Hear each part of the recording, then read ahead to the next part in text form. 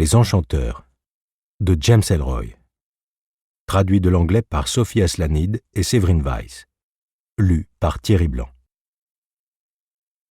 Los Angeles, 20h23, samedi 4 août 1962. Le précipice faisait 25 mètres. La falaise était en terre meuble, sans prise pour les pieds. On a traîné le merdeux jusqu'au bord et on lui a montré la vue. La Pasadena Freeway, direction le sud. Pile au nord de la sortie Chavez Ravine et du centre de L.A. Des voitures tout le temps, défilant à plus de 100 à l'heure. Le merdeux en question était Richard Douglas Danforth, américain blanc, environ 36 ans. Pas de casier, pas d'avis de recherche, pas de mandat d'arrêt. Un type sinistre avec les cheveux en banane et une chemise Sir Guy. Je lui tenais le bras droit. Max Herman le gauche. Red Stromwell l'a forcé à baisser la tête et à regarder la vue. Freddy O et le Hat Squad. C'est reparti pour un tour. Bill Parker dit « Vas-y, saute !» On dit « À quelle hauteur ?» Ce soir, le programme, c'est enlèvement. Harry Crowder et Eddie Benson surveillaient le suspect numéro 2. Ils l'ont coincé, collé contre leur bagnole banalisée. Ils lui ont servi les menaces, le bruit des voitures, le panorama. Son nom, Maurice Herschel Buzzy Stein, américain blanc, 42 ans. Répertorié comme obsédé sexuel depuis 1938. Violeur à répétition et gros groin fouisseur psychopathe. Danforth et Stein avaient été achetés et payés. Cet enlèvement était un aller simple vers la chambre à gaz. Notre mission était totalement véreuse et gérée à l'impro. Pour résumer, une actrice de film de série B nommée Gwen Perloff s'est fait enlever par des gros bras.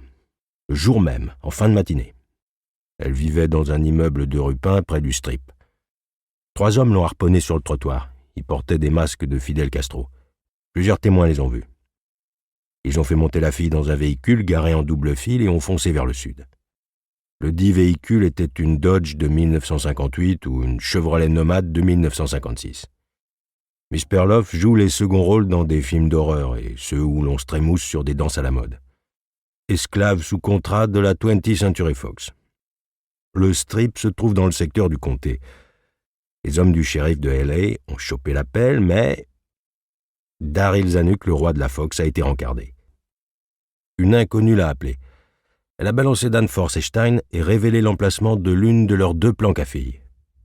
Zanuck a appelé son grand pote, Bill Parker. Le chef Bill a fauché cette histoire d'enlèvement au shérif.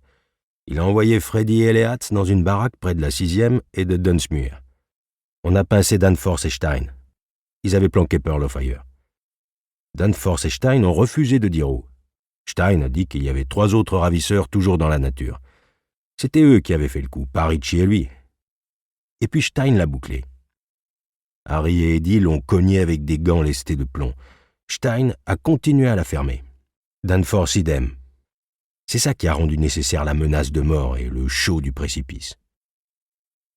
Je lui tenais le bras droit, Max le gauche. Red Stromwell l'a forcé à baisser la tête et à mater la vue. Max a dit « Où est la fille ?» Red a dit « Crache le morceau ou tu voles ?» Harry, Eddie et Perv Dog Stein se tenaient à 3 mètres du précipice. C'était le mois d'août à L.A., chaud et humide. Max et Red transpiraient dans leurs chemises et leurs vestes de costard. Danforth gigotait et se tortillait. Les talons enfoncés dans le sol, il se débattait. Des mottes de terre ont glissé de la falaise. La putain de chute se profilait à l'horizon. J'ai maté Max et Red. Ils avaient l'air impatients. J'ai serré plus fort le bras de Danforth. Son corps s'est arc-bouté. Ma main s'engourdissait. Mes jambes flanchaient. Max et Red mesuraient 1,93 m pour 108 kg. Leurs jambes flanchaient. Red a dit « Tu nous fatigues, Richie. On peut pas continuer comme ça toute la nuit. Dis-nous où est la fille qu'on puisse se tirer d'ici. » Danforth a ricané et craché sur les chaussures de Red. Il a dit « Je m'amuse bien. » J'ai mis mon poing américain et je lui ai filé un coup dans les reins. Il a réprimé un cri et enfoncé ses talons dans le sol. J'ai regardé en bas. Les voitures défilaient et se doublaient à toute allure, sans répit. Max a soupiré. raide à soupirer.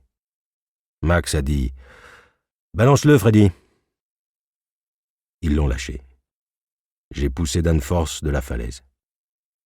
Il a marché sur l'air pendant une fraction de seconde. C'est un coup monté. Il a réussi à lancer.